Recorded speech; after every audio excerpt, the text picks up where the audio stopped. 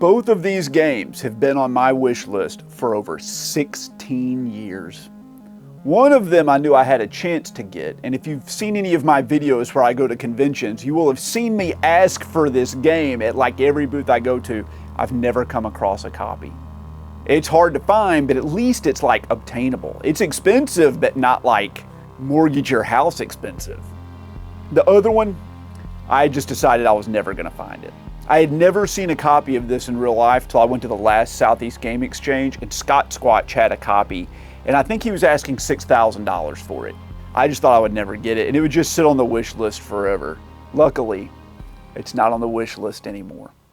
Hey guys, I'm RNG Gamer. I play all my games randomly. I have knocked 2 Holy Grails off of the wish list. And I picked up a bunch of other stuff. So let's go over all these games. First up, we have a game from Ed McMillan, the designer of The Binding of Isaac and one of the designers of Super Meat Boy. He put out this game that was kind of a phenomenon for a little bit, and then it just sort of like faded away. But Nicholas, the publisher, decided to put out a physical copy of it. I, of course, had to pick it up. And it's The Legend of Bumbo on the Nintendo Switch. I've never really seen anything like this. I've watched a lot of footage of this game. You're seeing it now. My brain's a little foggy on exactly how it works, but it's kind of a like puzzle battler game where there are these multiple layers of enemies, and I think you have defense on your side, and these battles where you're trying to like block enemies and get through their defenses, and it's like it has a lot of nuance as I recall. Got a lot of real gross humor and like that strange aesthetic that Ed McMillan is so famous for having that you see in like The Binding of Isaac. It's lots of poop and blood and babies and all that sort of crazy stuff that he's so fascinated with. I know a lot of people were really down on this because it didn't really live up to the hype of like The Binding of Isaac, but he kind of killed it with The Binding of Isaac and Super Meat Boy. It's going to be hard to like live up to those expectations forever. This one looked pretty good, and for like 40 bucks, I was willing to give it a shot. If you like the content and you want to see more of me, consider subscribing. Hit that bell notification. You'll get to see me every week because I put out a new video every single Saturday. And I've been streaming on Mondays as well, so come check those out. Also, leave a comment. I answer like every one of them. Also, give me a thumbs up. That really helps in the YouTube algorithm. It's the best thing you can really do to help the channel, other than joining as a channel member, of course. We had a shipment come in from Limited Run Games that I'm really pumped about. First up is a game, and I remember when this released digitally and I was excited. I put it on my wish list for if a physical ever came out, and like years and years and years passed, I finally took it off, and lo and behold, Limited Run Games puts it out. I had to grab it. It's The Wanderer, Frankenstein's Creature. I believe this is like an adventure game starring Frankenstein's monster, right? Frankenstein was the doctor, the scientist. The monster was his creation.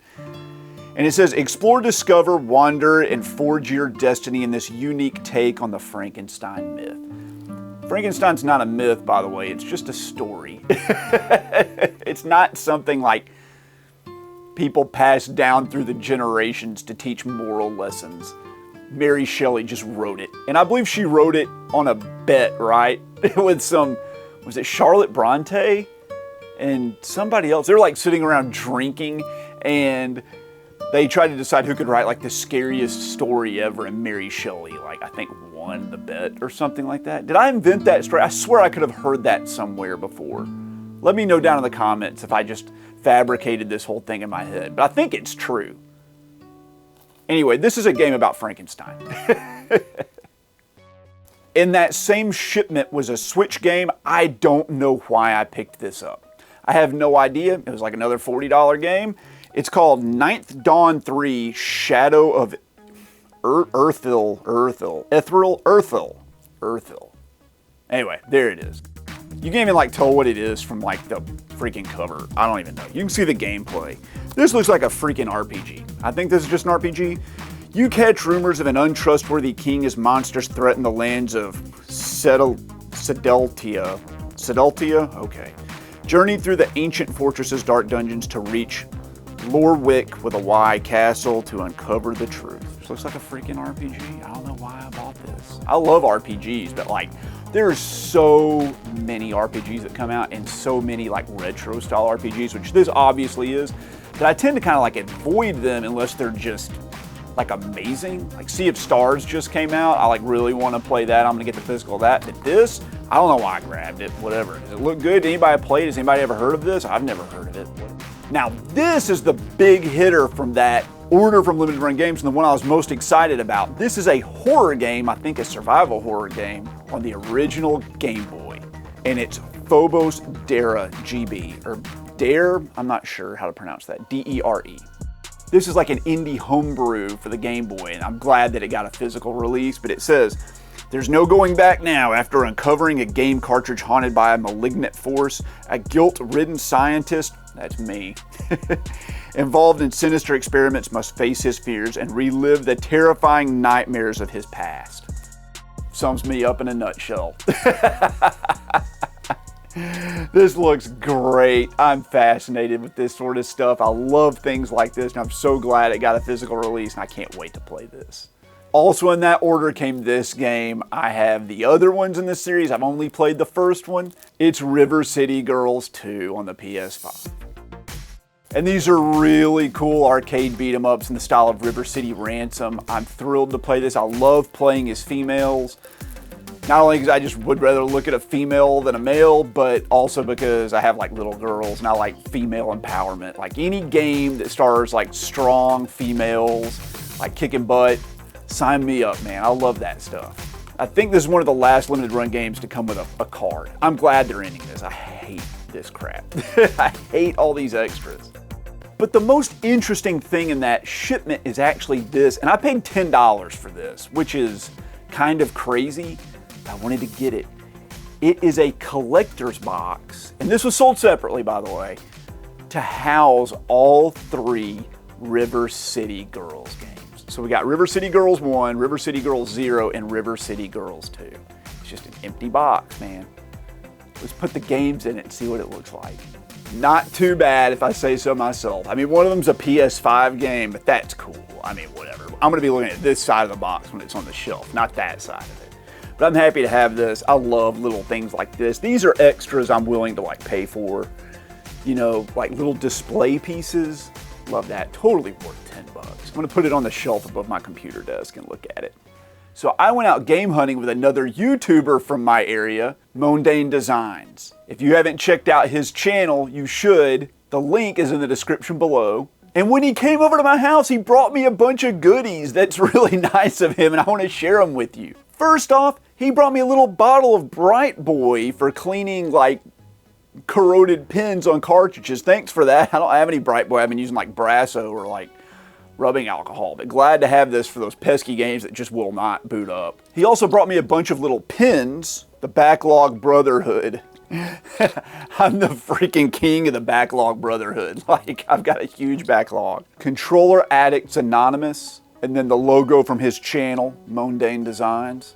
And he also gave me some stickers with the same designs on them, which I'm really happy about. I'll put this on the refrigerator where I save all my other stickers.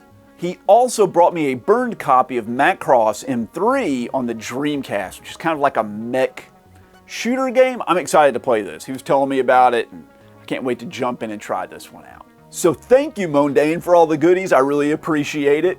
I wish I had more to give you, but I hope you enjoyed the ones you got as well. While we were out, we hit up some local game stores in town, and at the first one, I picked up 3 games. The first, I think, is an Xbox exclusive. It's Rally Sport Challenge.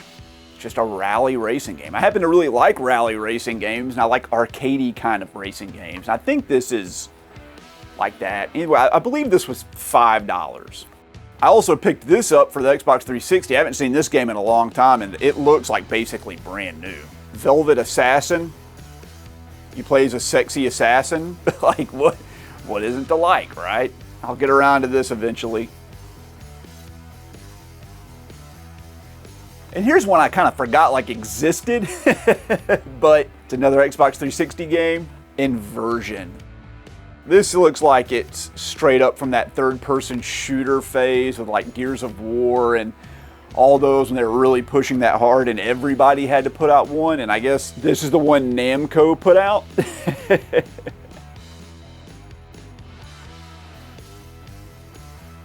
Excited to get all of those. I think I paid $25 for the whole bundle for these, We also went to another store in town that I really like and met up with some other friends of mine, including Bucky, and I grabbed these 3 games for $35.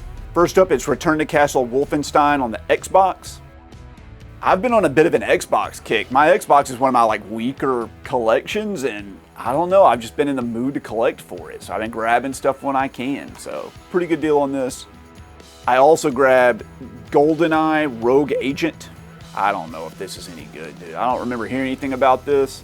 I like GoldenEye on the N64.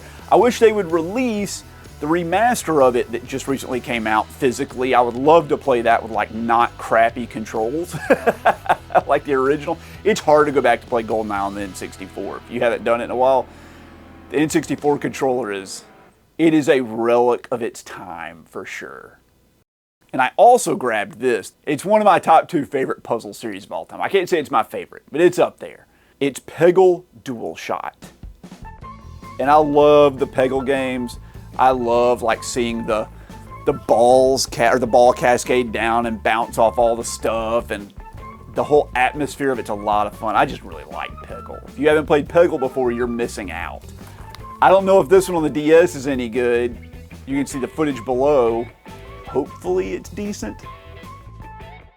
And those 3 games were $35. While I was there, I also picked this up. I don't know if anybody remembers when this came out. It's from the Shin Megami Tensei series. They released 2 games called Digital Devil Saga. And they released Digital Devil Saga 1 and Digital Devil Saga 2. In the collector's edition of Digital Devil Saga 1, you could get in a collector's box that had a space in it for Digital Devil Saga 2 when it came out. Nobody picked it up. It's like a box that's half empty. Anyway, they had that collector's edition and they were willing to sell me just the box. After much hemming and hawing and not arguing, but we'll say colorful negotiating, I think I got this for $32, maybe $33, and they also threw in a candy bar, but here it is. And the game came in this, had a slipcase, and inside of the box, there was a game here, and on the other side was this. And it says, Digital Devil Saga 2, coming fall 2005. And this would sit in here with the first game. Guess what? I've got both the games. Let's put them in the box. Here's Digital Devil Saga 2. I'm gonna slide that bad boy right in here. Here's Digital Devil Saga 1. It's sealed. Oh yeah, feels good, man. There they are, both of them. Now let's seal them away to sit on the shelf for another 15 years until we get around to playing them. And there it is. There's the full set. I love Shin Megami Tensei stuff, but I have not delved out into the spin-off games very much. All right, let's do one of the holy grails. This is the one that I ask for at every booth at every convention. I've never come across it. It's expensive, but it's just a few $100s expensive. It's not like I said, remortgage your house expensive. I was expecting to pay about $300 for it, but I found it on eBay. A guy put it up as a buy it now for $175. And with tax and shipping, it came out to right under $200. I think it was $197. So I got it at 66%. That's amazing. It's Illbleed. And this is a notoriously janky horror game that I have wanted for so long. As I recall, you're running around a haunted carnival or something, and you play as different characters, and I know the combat's supposed to be really clunky, and it's supposed to be really dumb, but it's a dumb, fun game. Derek from Stop Skeletons from Fighting loves this game. He says it's one of his favorites of all time, and I've been so interested in grabbing it all the way back when he was the happy video game nerd. It was in the wish list for 16 years. It went all the way back to when my wish list was written on a piece of notebook paper that I carried around in my wallet. And whoever you are on eBay, thank you for putting it up at a reasonable price. It is real. It does have the manual. It is complete. So happy to have it finally. Here's another shoot 'em up from VGNY Soft, Video Games of New York Soft. And they're a store and they publish their own games. And I think that's really cool. I like to support them when they put out stuff that looks interesting to me. Most of it does. But if it's a shmup, I gotta pick it up. And this one is called Hyper Sentinel. I don't know anything about it. I didn't read anything about it. I haven't watched any reviews. It's a shoot 'em up, so I get it. You can see the gameplay footage down below. Hopefully it looks all right. Let's read what it says on the back. Loaded with retro references from the 80s, Hyper Sentinel is a pixel-pumping arcade shoot 'em up. Power-ups, boss battles, spectacular effects at blistering 60 frames per second. That's pretty good on the Switch. Blast through hordes of alienoids in arcade mode, tackle endless waves of invaders in survival mode, and battle epic level guardians and boss rush modes. Exactly what you would expect. And they always include extras with their shipments. Here's like a little postcard talking about the game, and a little tiny sticker, and like a pin. Just don't have it. I don't know anybody that wants any of this stuff. Just make the game, instead of making it $35, make the game $30. Make the shipping a couple bucks less because you have to add all this extra crap in there. That's all we want. Just put out the games, not all the extra stuff. You're running 3 businesses. You've got like your video game publishing company as well as like memorabilia company along with like a print shop. Just don't do it. So this is my end of August and my beginning of September GameStop pickups where I used my $5 Pro monthly coupon or whatever. So each one of these was $5 less than what it says on the label. This was on my wish list, but it was on the like, I'm not sure category. Like I'll pick it up if it's really cheap, and I did pick it up when it was really cheap. I think I paid about 15 bucks for it. I've never played any of the games in this series. I know the older ones were really highly regarded, but this one kind of got like middling reviews, but some people seem to like it, and it looks cool to me. So I'm willing to give it a try for like 15 bucks. It's Valkyrie Elysium. So I don't know if this is like an RPG. I think the old ones were RPGs, but this might be like an action hack and slash game. I don't know. I don't know. Square Enix put it out. I don't think I've even watched any gameplay footage of this. I don't even know what it looks like. I think you play as the Valkyrie, the female you see here. You'll see the gameplay down below. If you liked it, let me know. I don't know. And this is another one that was kind of on my wish list when it was out digitally. And I was like, if they put out a physical version of it, I'll think about it. And for some reason, I just didn't elect to get it. All the GameStops in my town are like cleared out. But I happened to be out at a GameStop like in the next county over. And I was trying to use my $5 coupon. And the only game that they really had that I wanted that wasn't like $60 was this one. And it's Dungeon of the Endless. I paid about 10 bucks for it. This is a tower defense strategy roguelite. I like tower defense games. I'm not a huge tower defense aficionado, okay? But they are good, and I do like them occasionally. I love roguelites, but like putting the two together seems like a lot of tower defending. So, I don't know. 10 bucks, I can't say no. Even if it like totally sucks and I only spend like an hour or two with it, it's still worth it. So you guys want to know how much I like shoot 'em ups? Do you really want to know? In Japan, there's this total like indie shmup scene, and the king of all that are the Touhou games. They release them physically quite often in Japan, but they're only sold at like certain novelty shops and things like that, and these stores that sell these like indie games. I missed the last one that came out, and the newest one just dropped, so I went to pick them both up. I had to like contact a store owner in Japan through email and get him to like package them up and send them to me. I ended up paying about $35 a piece. That was about $10 shipping each. So first up is the 18.5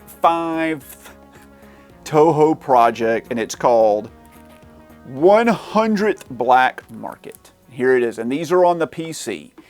And these are like Danmaku Dojin shoot 'em ups. Like Touhou has been around since the PC 98 days and like the early 90s. They put out tons of games. Like I said, this is the 18.5th game in the series. Happy to have this one. I think I have all of the Touhou games that are shoot 'em ups that were released on PC and aren't PC 98 games. And this is the brand new one. This is the 19th game in the Touhou series, and it's called, oh, it's got like a totally like normal name. Unfinished Dream of All Living Ghost. There it is. Unfinished Dream of All Living Ghost. The Touhou games have a rabid fan base, and There are tons of spin-off games, and other companies license the Touhou characters for their own games. There are even games released on the PS4 in like the United States physically that use the Touhou characters. It's a bunch of like little girls, some of them are witches. I don't know what the story is. I have no idea what's going on with the Touhou characters. I don't read Japanese. I don't know what's going on, but people are crazy about them. Go on Amazon and type in Touhou, and it's just like 5 million plushies and what do they call those? Like waifu pillows or whatever, those big like female pillows that you get, or the pillows, well, the pillows are females. They're pillows depicting female characters that you're supposed to snuggle with or whatever. I don't know. I've never seen one in real life. I've always kind of hoped I'd walk into somebody's room one day and just see some like Touhou character on a giant pillow laying on the bed. Man, they would never hear the end of it if I ever saw that. But thus far, that has not happened. But we can always hope.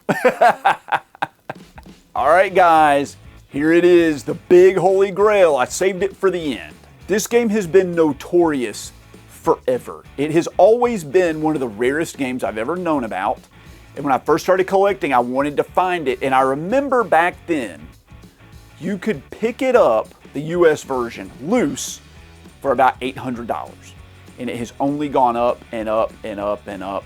And it's in that point where like the price is, you know, whatever you want to pay. Scott Squatch had a boxed version of it for like $6,000 at the Southeast Game Exchange that was, I mean, it was for sale, like nobody's really gonna buy it. You gotta like offer like a crazy amount of money. Boxed copies, according to GameEye, go for about like $7,000 to $8,000. Sealed copies are between $15,000 and $50,000. I don't know, even the Japanese imports of this game are like hundreds to thousands of dollars. Never thought I would ever own it. So, when PCE Works put out a re-release of it, I had to pick it up. And it's Magical Chase. This is like the holy grail, hardest to find, rarest, most wanted TurboGrafx 16 game. It was $100. I think these, I've already seen these re-releases going for over $1,000 on eBay. This might be worth $1,000. I think you can still pick it up if you go to the PCE Works website and they are willing to sell it to you because they don't just sell it to everybody. This is a, I mean, you would call it a reproduction, but it's not like a reproduction like you would expect. It's not like a crappy reproduction. The quality of these is as high as the real thing, if not higher. It's labeled that it's a re-release, a reproduction, so people don't confuse this with the $35,000 thing. People are weird about reproductions in the video game collecting community, but they're not like that in any other collecting community. As many of you know, I play guitar. Let me show you something. This is a 1959